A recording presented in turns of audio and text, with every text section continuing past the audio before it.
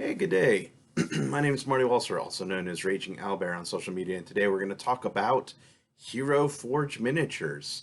Now, I did a review of their miniatures over 5 years ago when they were first on the market after their Kickstarter had um, already, sent out its rewards or given its rewards to its members and they launched to the public.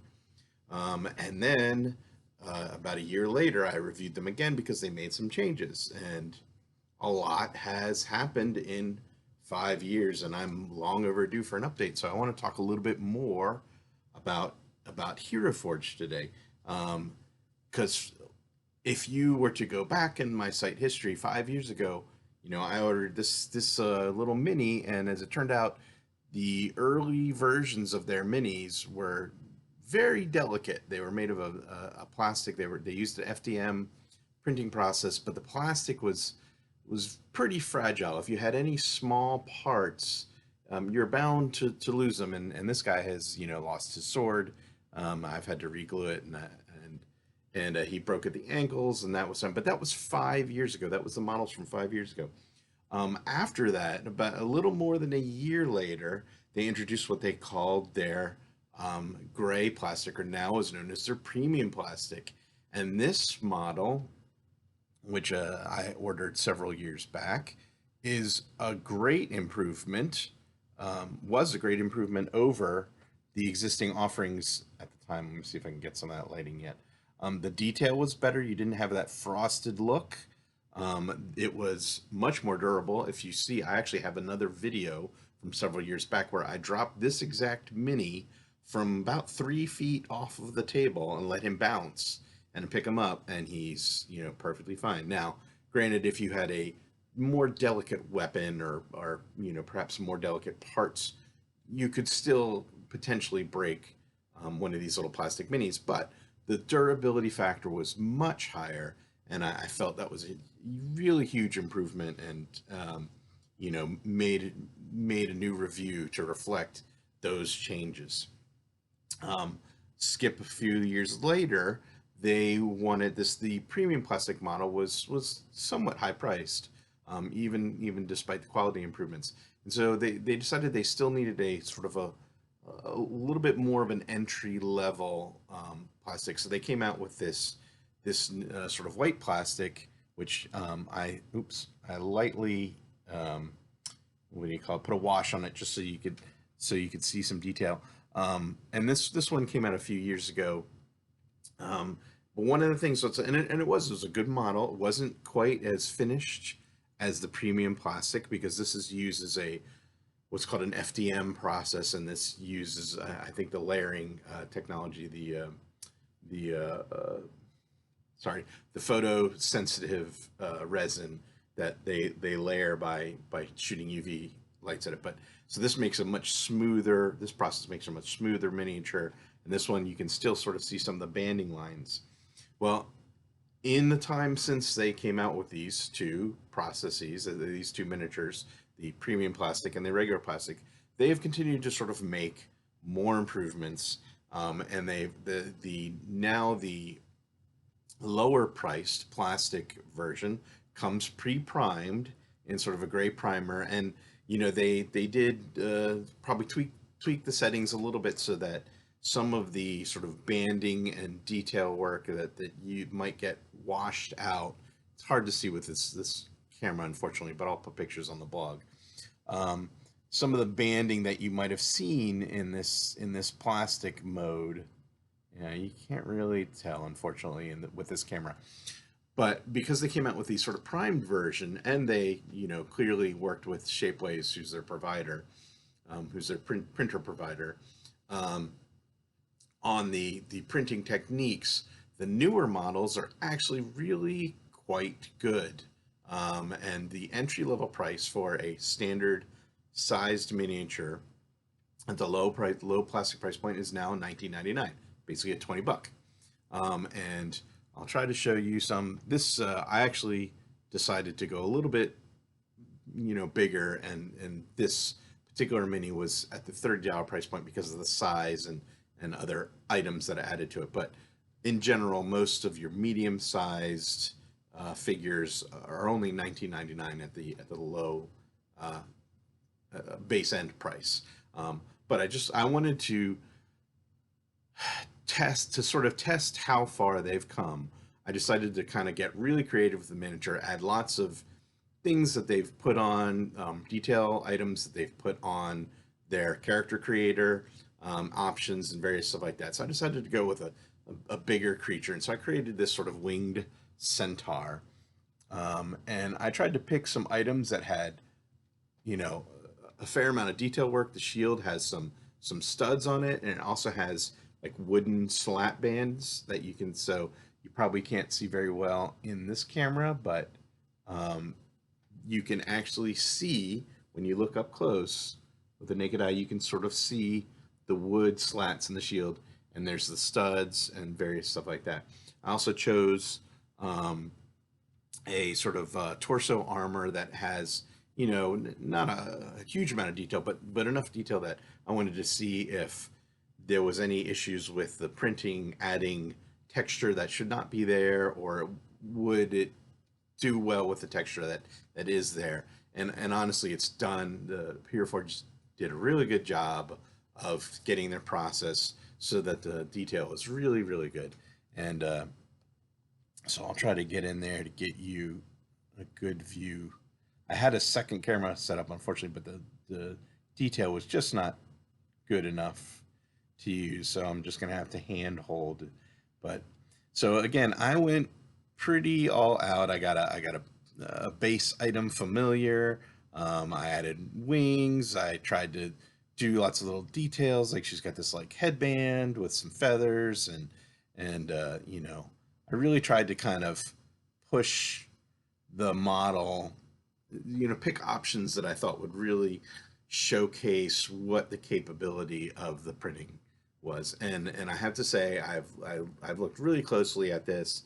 Again, with this camera, it's not really hard, but I can just barely, if I really really look hard, I can just barely see some tiny bit of banding on on the model from the printing process. But it's honestly, it's not. I mean, you have to like get in there and be like, oh yeah, okay, now I can kind of see it.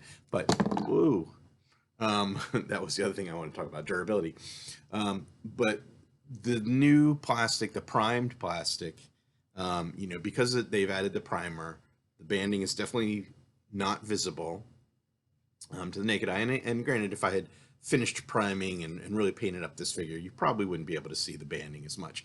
But I have seen a distinct improvement between this model that I printed a few years ago and this model. Just you can kind of tell that they've you know worked the settings, so to speak, that they've really kind of made sure that the and printing technology is moving very quickly. So newer printers are printing really really fine layers, fine nozzle size layers, what I forget what they're called, layer sizes.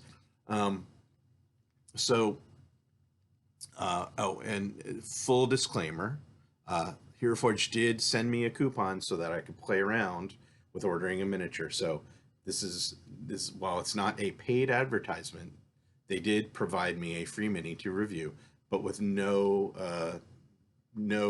restrictions on what I said about it. I didn't have to give it a glowing endorsement. They just provided me the coupon so I could order a mini and really play with the engine. Um, and it's funny, the in addition to just improving their printing process, and getting really fine details, they've actually added a real lot of options to their character creation system. I mean, they've added all kinds of animal, beast, man options, bears and birds and serpent folk like Yuan Ti or Yuan Tai, however you say it. Um, uh, you know, the cat people, dog people, whatnot. They've added a fair amount of humanoid, animalistic humanoids and other humanoids from sort of goblins, gnomes, etc., etc. So they've really created a wide array of options that you can customize your character mini. And for $20, it's a pretty good offering. I have to admit. It would be nice to get that premium plastic offering. The premium plastic is still $30, and the lower price plastic is $20. It'd be nice if we maybe pulled that premium plastic down to $25 range, and maybe put the baseline plastic. They could price that baseline plastic at like 15 and get the premium at 25. Boy, that would be super sweet. But all told, the optimization engine, that you can do all kinds of optimization, customization, sorry, customization with their hero engine. They've added not just an array of weaponry and clothing and poses and whatnot. Actually, the poses is probably the one thing that hasn't changed a lot. They've got most of the same base poses. They've added a couple new ones over the years, but really, honestly, with all the options now. Oh, well, and let me get to the next part. Now, with the poses, you can now move arms and legs to a certain extent. Not everything is fully posable, but they have options to. You can take a pose, and let's say their hands are like this. You can rotate the arm, put the shoulder down. There's a lot, bring it out like this. They have an engine that now allows you to manipulate the arms and the legs somewhat in the head, and tweak the pose to get it really close to what you really want. So in that sense, they really do have quite a range of different poses. They have the base poses, and then you can manipulate those base poses by adding twists, joint movement, elbows, shoulders, stuff like that. So there's actually quite a lot of customization in the last 5 years that they've added to the Hero Forge engine. And you don't have to believe me. If you go out to their site, heroforge.com, you can play around with it for free. You can even take little screenshots of your character.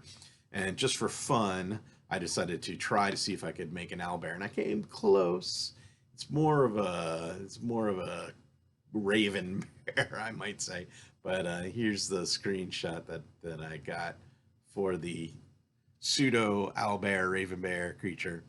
And I played around with it more, and I kind of got it a little bit more bulky and played with some of the poses, and it was kind of just fun to see if I could do it. Um, but again, so this was the character that I created. I created a winged centaur. I gave her a lot of sort of, tried to give her some unique weaponry. Um, they have obviously base things like the animal. And you can put, I think, two animals on it now. There's also little like terrain features, mushrooms and pine cones and various things, candles and books, and you can add all kinds of stuff. And there's city, there's like a cobblestone, there's like a wood texture, there's like a bamboo texture. So there's lots of different things you can do on the base. There's lots of a huge amount of things you can do with the posing of the torso and the upper body of and of course you can create different the centaur. See, hold on one second. Well, it just goes to show you that their process has made their minis a lot more durable. And for this one, honestly, I didn't do this particular premium plastic mini I dropped from a good 3 feet off the table onto a hard table surface. I did not do the same drop test with this one, only because this particular pose has only 2 of the legs mounted onto the base, the rear hoof and one of the front hooves. So this particular mini I was a little bit more careful of, because of the joining with the base is probably not, I don't want to say fragile, but you wouldn't want to really test it like I tested this guy by throwing him around. But it is significantly more durable than the previous offering that they had several years back. And honestly, if this pose didn't just have 2 feet on the ground, had 4 hooves or whatever, it's only because the ankles are, if you look at the particular horse ankles, they're pretty narrow. So I didn't take a chance on this one, but I've dropped it a couple times just right here, and you can see I haven't had a problem with weapon breakage or separation from the base.